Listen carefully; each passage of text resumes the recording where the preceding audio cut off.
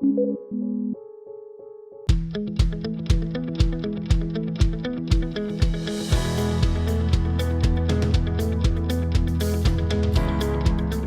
everyone and welcome to this session of understanding manual mode and stops.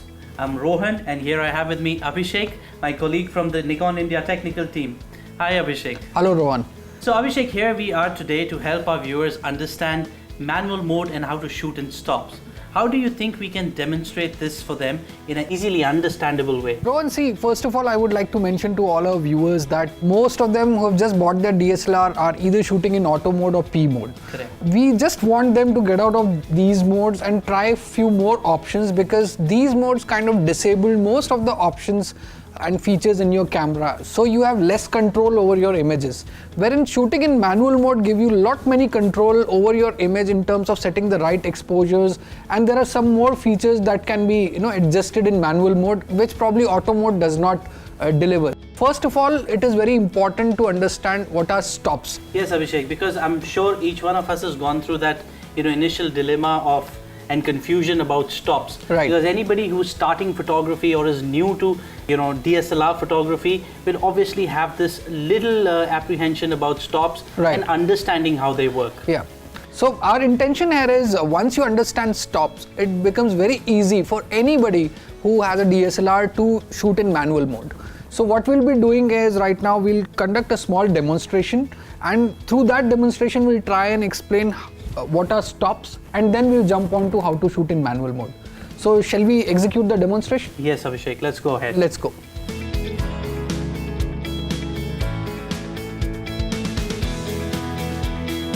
So to illustrate how to use stops, we have this beautiful painting as a prop. We have a D810 camera mounted with a 24-70 lens, and my colleague Abhishek here will help us understand how we can use stops to improve our photography. So Rohan, to explain stops, it is very important to understand something which is visible in the viewfinder, and there on the screen what we have done is we have hooked D810 with the LCD screen there, so that our viewers can get a very clear view of what we are doing inside the camera. Now you can see the meter there, which we also call the meter scale, with plus and minus sign on it and 0 right on the center. Correct. So right now, as per the prevailing lighting condition, we have set our camera right with 1/15th second of shutter speed and f3.5 as aperture. There are two ways to understand stops. One, when aperture is on priority, that is you want shallow depth of field or you want greater depth of field. Second is when you want to freeze motion, you need to play around with shutter speed, or you want to show motion, you need to play around with shutter speed. So that is another way of understanding stops. So let's take the first case wherein aperture is on priority and when you want to play around with the depth of field. So right now, as per the lighting condition, the aperture that we have set is f3.5. Let's say we want little more depth in our shot, so we increase the f number, say 5. Okay. Now when we do that and we fix the shutter speed, and the shutter speed remains the same at 1/15th of a second, what you see in the meter scale is it's going towards the negative side. Yes, it has moved a little towards Exactly. negative. So whenever the camera is either going one stop above or one stop towards the negative, what is actually happening is, if we say that the camera is overexposing one stop, it is actually allowing double the light to enter the camera. Twice the light is Twice the entering light the camera. to enter the camera. And each time we bring the stop down or towards the negative side, it halves the light that enters the camera. So it is just easier this way for everyone to remember and to use when they're actually practically taking pictures. Why don't we demonstrate taking a few pictures, Abhishek, and for our viewers, so that subject becomes a little more clearer for their understanding. So what we are doing right here is right now we are focusing on this subject, and as you can see, it's one stop underexposed. So let's take the image and see how it comes. So this is what you get. Technically this is one stop underexposed. So to get it right, what we need to do is we need to bring the exposure meter back to 0. It's not very easy to understand stops, so you can remember it in this way, that when you rotate the dial, 3 clicks means one full stop, 1 click means third stop. So what I'll do is I'll rotate the dial 3 stops, because you can see it's one full stop, so I'll have to rotate the dial 3 times to bring it back to 0. So I'll widen the aperture, that is I'll lower down the f number, and this is 2/3 stop, 1/3 stop and one full stop. One full stop. Now what if you want to stick to a particular aperture, say f5. So like f5 is there and you want to stick to f5 because you want, say, certain amount of depth in your shot. And to do that, you have two legs of exposure to get it right, to bring the exposure back to 0. One is adjusting the shutter speed, another is ISO. ISO we will take on later. Let's see how you can do is by altering the shutter speed. So I'll rotate it 1/3 stop, 2/3 and 1 full stop. So at 1/8 of a second at f5 it is giving me a proper exposure. Let's say now we want to increase the shutter speed to 1/50th of a second and we have kept f value of f4.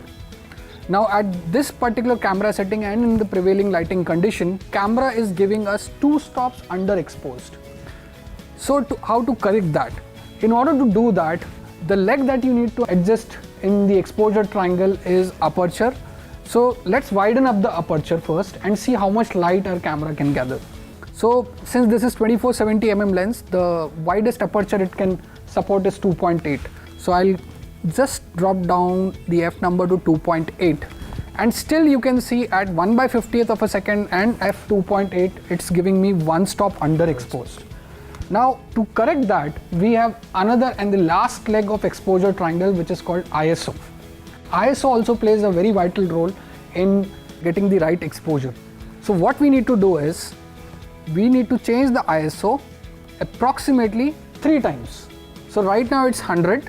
So we'll change it 1 click, that is 1/125, which is giving us 2/3 stops, then 1/3 stop at 160 and 200.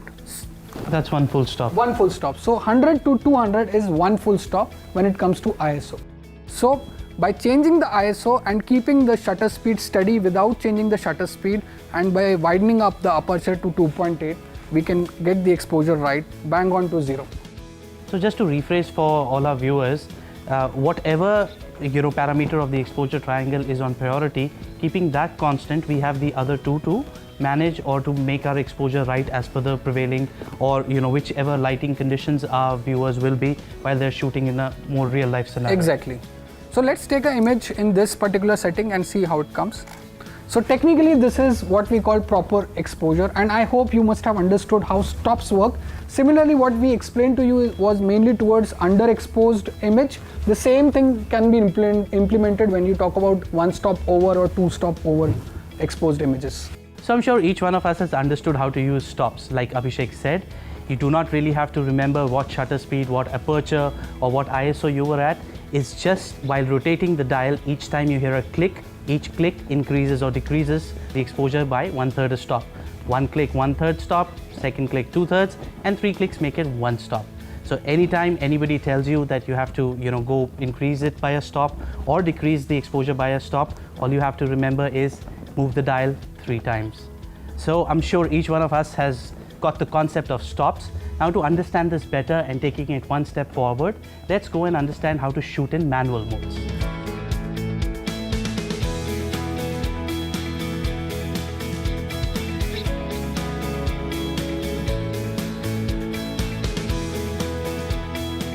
Now you understood how stops work. Let us demonstrate how you can shoot in manual mode considering all the stops in mind. To do that, we have Tridisha with us and she'll be helping us in demonstrating how to shoot in manual mode. And Rohan will of course take the pictures in various exposure settings. So Rohan, let us take one shot with 1 full stop underexposed and see the outcome, how it comes. As you can see, the whole situation is brightly lit. Tridisha is wearing white dress and we have a background which is equally white. So this whole environment is pretty bright for the camera. Yes, white anyways as a color reflects back a lot of light towards the Exactly. camera. So right now our camera is set as per the lighting condition, and now Rohan is going to take one image with 1 full stop underexposed. Okay. So here 3 clicks like we said in our... Yeah, 3 clicks, that means we are going 1 stop underexposed, wherein the shutter speed is 1/125 and f 2.8. So let's see the result. Yes. So Disha. Very nice. So as you can see from the image, it's 1 full stop underexposed and white is almost appearing like grey. Yes, because see, the cameras are anyways tuned to look for 18% gray, Right. as that's how the camera meter works. So as we clicked one stop under, we saw that the picture is slightly underexposed. Now let us try what happens if we take an overexposed picture. Right. So again, So Rohan is slowing down the shutter speed to do that, and we are now one full stop overexposed with the shutter speed of 1/30th of a second. so let's try a shot and see how what are the results. Thank you, Felicia. Now, as you can see from the image, details from the brighter section of the image, especially the dress Tridisha is wearing, the details are all gone and washed out, and skin is reflecting a lot of light, and this is what we technically call an overexposed shot. Now to correct it, what we need to do is remember those 3 clicks. So as the shot is one stop overexposed, now again we'll alter the shutter speed and bring the meter back to 0 to get technically well exposed shot. So let's take a shot in this lighting condition. Can we even have good details in the hair, even in the dress that Tridisha is wearing?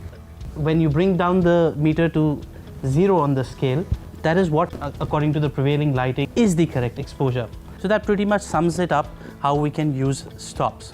So let's go ahead and talk a little more about exposure metering in our next section. Exactly. Exposure metering is one step ahead. When you are shooting in manual mode, it is very important to understand exposure metering, and that you will be seeing in our next episode. Yes, Ron. Now I think our DSLR users will be much more confident in using manual mode to have greater control over their images, and will get out of that auto mode. And I think these tips were really valuable, and this is it for this episode, and we'll be back with much more exciting episode. Until next time, these are your Nikon buddies Abhishek and Rohan signing off.